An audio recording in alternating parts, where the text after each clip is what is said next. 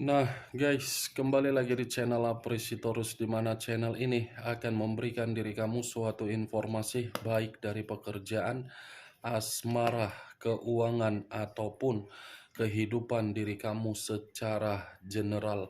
Sebelum saya memberikan suatu informasi dari berbagai aspek yang barusan saya katakan tadi, saya juga mengingatkan kepada teman-teman, informasi yang saya berikan terhadap diri kamu bukan suatu acuan atau suatu keputusan untuk kamu ambil dan untuk kamu terima. Saya hanya bisa memberikan diri kamu suatu informasi berdasarkan kartu yang saya pegang ini. Diri kamu hanya bisa berencana terhadap kehidupan kamu, akan tetapi di balik dari informasi dan perencanaan tersebut, lagi-lagi yang menentukan adalah Sang Pencipta. Sebelum saya mengambil satu persatu kartu yang saya pegang ini secara acak, saya juga mengingatkan kepada teman-teman, apabila ketemu dengan channel saya, agar menekan tombol subscribe-nya dan menyalakan loncengnya supaya next video saya lebih semangat untuk memberikan informasi baik terhadap kondisi energi kamu, manusia yang selama ini kamu prioritaskan, serta pihak ketiganya.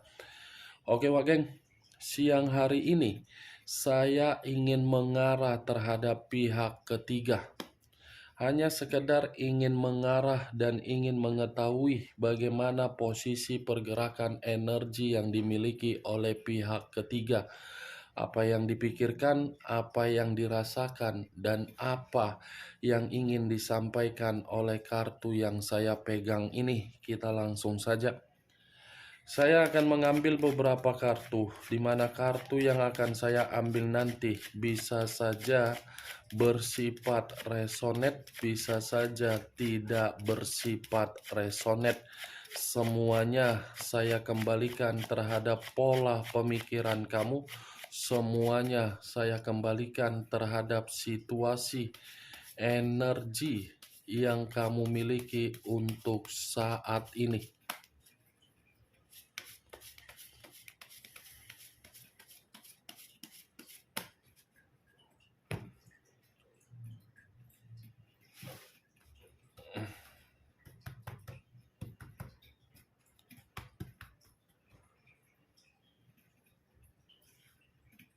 Muncul kartu ini. Sekali lagi saya mengatakan muncul kartu yang saya pegang ini. Di mana kemunculan kartu yang saya pegang ini seperti memberikan suatu isyarat atau gambaran, yang dimana gambaran tersebut berasal dari kondisi perasaan. Kondisi perasaan yang bisa saja untuk siang hari ini saya mengategorikannya ada bentuk kekecewaan. Bukan hanya bentuk kekecewaan, di luar dari bentuk kekecewaan itu sepertinya pihak ketiga ini merasa sedang sangat sakit hati. Sakit hati sepertinya posisi pihak ketiga ini sudah benar-benar dalam posisi yang tidak lagi untuk layak dipertahankan. Kalau saya mengarahkan kartu yang saya pegang ini di dalam kondisi pemikiran, sudah pasti kondisi pemikiran itu kondisi yang sangat berantakan. Begitu juga terhadap kondisi batin, tidak berbeda jauh dari perasaan ataupun pemikiran yang saya katakan tadi. Kartu pertama yang saya pegang ini terdiri dari 3 pedang. Queen of Wands, raja atau ratu yang memegang satu tongkat. Kalau saya mencoba untuk menarik tongkat yang barusan saya katakan, tongkat ini seperti mengatakan pihak ketiga ini lagi penuh dengan situasi beban, di mana kondisi beban tersebut seakan-akan memberikan kondisi pemikiran dia supaya pergi meninggalkan komitmen tersebut. Four of Pentacles terdiri dari 4 koin. 4 koin. Kalau saya mencoba untuk menarik satu koin dari keempat koin yang saya katakan tadi, sepertinya ini pihak ketiga benar-benar merasa terbebani dari kondisi materi. Materi yang tidak lagi stabil agar bisa untuk dipertahankan. Muncul kartu The Hierophant. The Hierophant, pendeta laki-laki, seakan-akan kartu keempat ini seperti mencerminkan komitmen tersebut tidak lagi memberikan suatu arahan atau bimbingan yang dimana manusia itu memperdulikan pihak ketiga, dan pihak ketiga pun sepertinya sudah mengambil sikap di dalam komitmen itu, yang dimana sikap itu pun tidak lagi mengutamakan manusia tersebut. Ibaratnya kartu The Hierophant ini sudah saling egois, sudah saling arogan. Muncul 10 tongkat. 10 tongkat, kalau saya mencoba untuk menarik satu tongkat dari ke-10 tongkat tersebut, tadi saya mengatakan pihak ketiga lagi terbebani, dibenarkan oleh kartu yang barusan saya katakan. Benar-benar dalam posisi yang terancam pihak ketiga ini di dalam komitmen yang dia jalankan. Di sisi lain, kartu 10 tongkat ini pun kalau saya mengatakan komitmen itu masih bisa dipertahankan karena memang kondisinya terpaksa. Unsur keterpaksaan komitmen itu dipertahankan. Five of Swords terdiri dari 5 pedang, yang dimana kemunculan 5 pedang ini seperti mengatakan komitmen itu sebenarnya sudah saling berkonflik, sudah saling kemalangan, sudah saling memberikan perdebatan, sudah saling menyudutkan. Tidak ada menurut saya yang saya lihat komitmen itu bahagia. Awalnya saja bahagia, awalnya saja pihak ketiga mendapatkan materi, tetapi ujung-ujungnya yang saya lihat dari kartu yang saya pegang ini benar-benar sudah malang. Price of the Discs. Di satu sisi memang komitmen itu membuat pihak ketiga merasa seperti sudah terancam, merasa seperti mendapatkan kemalangan. Tetapi ini pihak ketiga berusaha juga untuk bisa mengendalikan komitmen itu agar komitmen itu bisa stabil. Muncul 2 tongkat. 2 tongkat yang barusan saya katakan ini menggambarkan kondisi pihak ketiga ini lagi penuh dengan kebingungan. Bingung, nggak tahu lagi harus bergerak seperti apa. Karena memang posisinya komitmen itu sudah memberikan kelinglungan. Unsur air berlambangkan 3 zodiak, Pisces, Cancer, dan Scorpio. Di mana ketiga zodiak yang saya katakan barusan kalau saya kesampingkan sepertinya komitmen itu sudah benar-benar memberikan unsur kesensitifan terhadap kedua belah pihak. Sudah benar-benar saling menyendiri dan sudah benar-benar saling mengintrospeksikan diri. Seven of Pentacles terdiri dari 7 koin, di mana 7 koin yang barusan saya katakan ini seperti mengatakan komitmen itu sudah benar-benar gagal. Komitmen itu hanya untuk memberikan situasi kemuakan, karena antara kedua belah pihak sudah sama-sama saling menolak hubungan itu untuk mendapatkan ketenangan. The Chariot, unsur air kembali, berlambangkan 3 zodiak kembali, Pisces, Cancer, dan Scorpio. Keluarnya kartu The Chariot ini seperti mengatakan komitmen itu sudah benar-benar memberikan dampak frustasi, dampak pertengkaran, dampak perdebatan, karena bagi saya antara manusia itu yang belum bisa move on terhadap diri kamu, di mana manusia itu seperti menyalahkan diri sendiri untuk melakukan suatu perjalanan terhadap pihak ketiga, yang dimana perjalanan tersebut seakan-akan membuat manusia itu penuh dengan situasi pemikiran yang berantakan.